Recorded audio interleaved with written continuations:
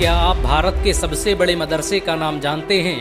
UP में बना दारुल उलूम देवबंद भारत ही नहीं, एशिया का सबसे बड़ा मदरसा है। इस मदरसे में दुनिया भर से लोग पढ़ने आते हैं।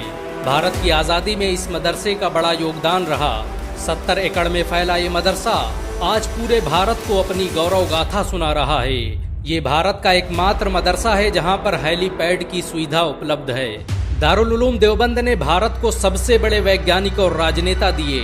20वीं सदी के अधिकतर राजनेता दारुल उलूम देवबंद की विचारधारा से प्रभावित थे।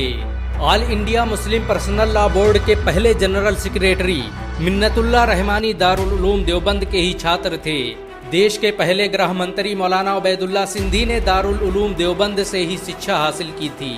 दारुल उलूम देवबंद के संस्थापकों ने ही 1857 में अंग्रेजों के खिलाफ शामली में जंग लड़ी। इस युद्ध की अगुवाई मशहूर क्रांतिकारी इमदादुल्लाह मुहाजिर मक्की कर रहे थे। अंग्रेजों के खिलाफ फतवा देने वाले मौलाना अशरफ अली थानवी दारुल उलूम देवबंद के ही छात्र थे। दारुल उलूम देवबंद की स्थापना मौलाना कासिम नानोतवी ने 30 मई 1866 को देवबंद में की थी। देवबंद की एक छोटी सी मस्जिद से शुरू हुआ ये मदरसा आज एशिया का सबसे बड़ा मदरसा बन चुका है। इस मदरसे के पहले छात्र महमूदुल हसन और पहले उस्ताद महमूद थे। दारुल उलूम देवबंद भारत का पहला मदरसा है जिसने डिग्री देने की परंपरा की शुरुआत की।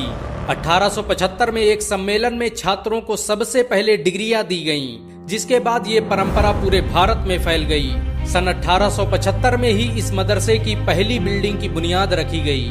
दारुल उलूम देवबंद आज भारत ही नहीं एशिया का सबसे बड़ा मदरसा है। इस मदरसे ने उस वक्त हजारों मुफस्सिर, मुहद्दिस, मुफ्ती और आलिम पैदा किए जिस वक्त भारत में मुसलमानों को चुन चुन कर मारा जा रहा था।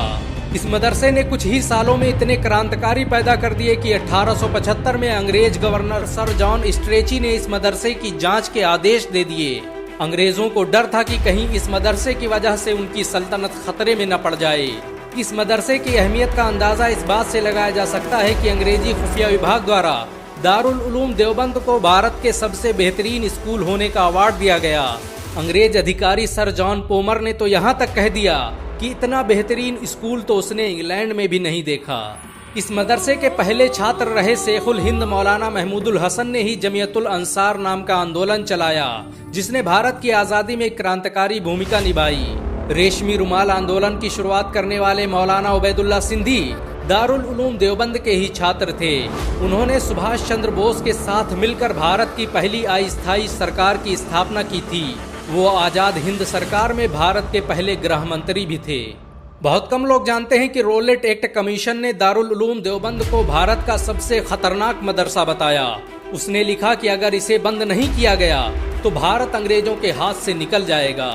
भारत के सबसे बड़े मुस्लिम संगठन जमीयत उलमा हिंद की स्थापना दारुल उलूम देवबंद द्वारा ही की गई। दारुल उलूम देवबंद में पढ़ने वाले मुफ्ती किफायतुल्लाह जमीयत उलमा हिंद के पहले अध्यक्ष थे। बहुत कम लोग जानते हैं कि मौलाना कासिम नानोतवी ने दारुल उलूम देवबंद की स्थापना अंग्रेजों को भारत से निकालने के लिए की थी। इस मदरसे का मकसद देश में ऐसे नौजवानों को पैदा करना था जो भारत की आज़ादी में योगदान दे सके। आपको ये जानकर शायद हैरानी हो कि दारुल उलूम देवबंद के छात्र रहे मौलाना महमूदुल हसन ने ही 1920 में गांधी को महात्मा का लक़ब दिया।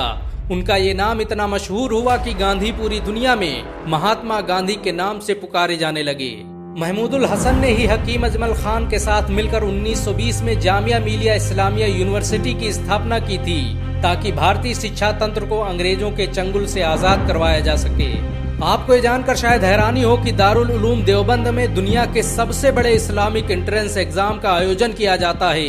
इस एग्जाम में हर साल 20,000 से अधिक छात्र शामिल होते हैं। दारुल उलूम देवबंद में हजारों लोग रहकर शिक्षा हासिल करते हैं। इस मदरसे में हर साल करोड़ों रुपये खर्च होते हैं और इसका पूरा खर्च मुसलमान उठाते हैं। दारुल उलूम देवबंद ने भारत में इस्लाम को फैलाने में बड़ा बुनियादी किरदार अदा किया। इस मदरसे ने दुनिया में सबसे ज्यादा आलिम और शिक्षाविद पैदा किए।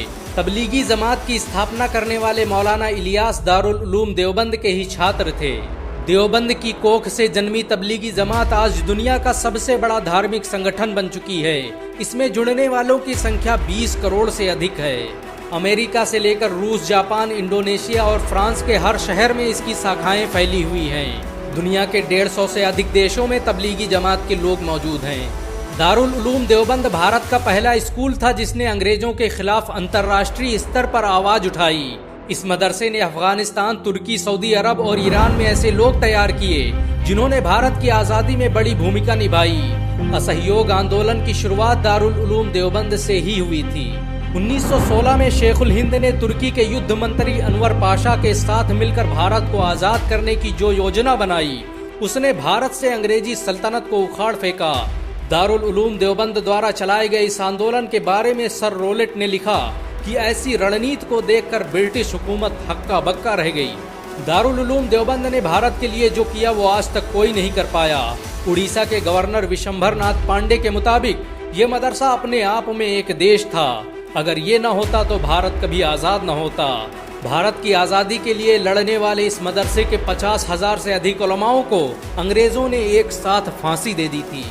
दारुल उलूम देवबंद को देखने के लिए हर साल लाखों लोग भारत आते हैं, जिससे भारत सरकार करोड़ों रुपए की कमाई करती है।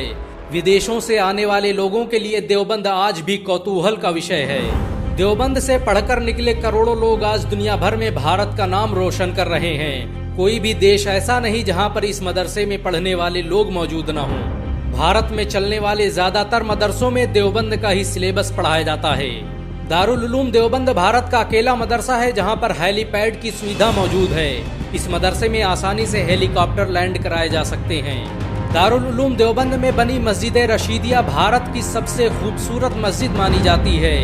इस मस्जिद को बनाने में करोड़ों रुपये खर्च हुए। ताजमहल के बाद ये भारत की अकेली इमारत है जिसमें सबसे ज्यादा संगमरमर का इस्तेमाल किया गया। मस्जिद रशीद को देखने के लिए आज भी दुनिया भर से लोग भारत आते हैं। दुनिया में दारुल उलूम देवबंद के अलावा कोई भी ऐसा संगठन नहीं जो बगैर सरकारी मदद के इतने बड़े स्कूल का संचालन कर ले। दारुल उलूम देवबंद का पूरा खर्च भारत के मुसलमान उठाते हैं। इसे आज तक किसी तरह के सरकारी फंड की जरूरत महसूस नहीं हुई। बहुत कम लोग जानते हैं कि अलीगढ़ मुस्लिम यूनिवर्सिटी की स्थापना में दारुल उलूम देवबंद का बड़ा किरदार रहा। इस मदरसे के कई उस्ताद अलीगढ़ मुस्लिम यूनिवर्सिटी की मजलिसे सूरा में शामिल रहे। मौलाना कासिम नानोतवी की मौत पर सर सैयद अहमद खान ने तो यहाँ तक कह दिया कि उनके जैसा आलिम अब दोबारा भारत में पैदा न होगा। दारुल उलूम देवबंद की जब स्थापना हुई तब इसमें कोई पढ़ने वाला नहीं था, लेकिन आज उसी देवबंद में पढ़ने के लिए दुनिया के कोने कोने से लोग आ रहे हैं। देवबंद आज सिर्फ एक मदरसा ही नहीं, भारत की पहचान बन चुका है। इस मदरसे ने हर दौर में भारत के लिए सबसे ज्यादा कुर्बानियां दी। भारत को जब भी जरूरत पड़ी, दारुल उलूम देवबंद हमेशा सीना ताने खड़ा रहा। दारुल उलूम देवबंद भारत के मुसलमानों की आन बान और शान माना जाता है। मुसलमान इसकी हिफाजत के लिए अपना सब कुछ कुर्बान कर सकते हैं। अगर एक मुसलमान होने के नाते आपको गर्व महसूस हुआ हो तो इस वीडियो को लाइक और शेयर जरूर करें। ऐसी और वीडियो को देखने के लिए हमारे चैनल को सब्सक्राइब करें, घंटा जरूर दबाएं।